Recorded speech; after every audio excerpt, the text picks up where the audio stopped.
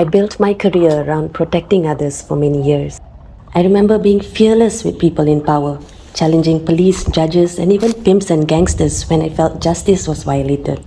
I walked alone into brothels and drug dens when no one else would come along.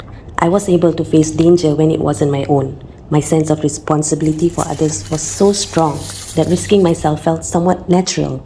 This instinct followed me everywhere.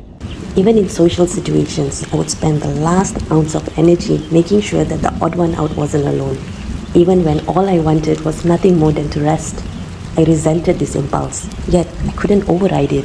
What I really didn't understand then was how little of this courage and care was available to me when I myself needed it the most. For years, I mistook this for composure. I never raised my voice or expressed anger. Instead, I blamed myself afterward for allowing it to happen, for not leaving. I couldn't reconcile this silence with the woman I was in public. I was so disconnected from my body that I couldn't pick up the warning signs it offered.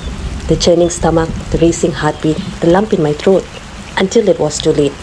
My nervous system had learned early that staying still was safer than fighting back, that accommodating and tending to other people's needs meant that I would be safe.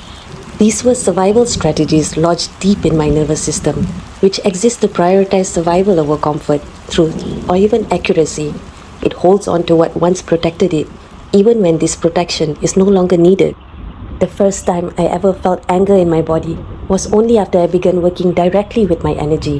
When it came, beneath it was so much grief. For all the years I had denied myself protection, a voice, and even basic care. Only when the nervous system begins to feel safe does it soften its grip on these deeply held survival responses.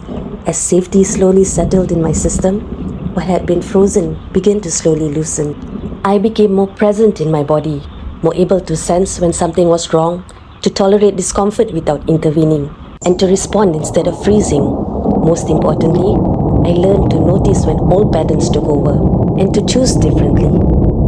The body is not separate from our awareness. It is the doorway to it.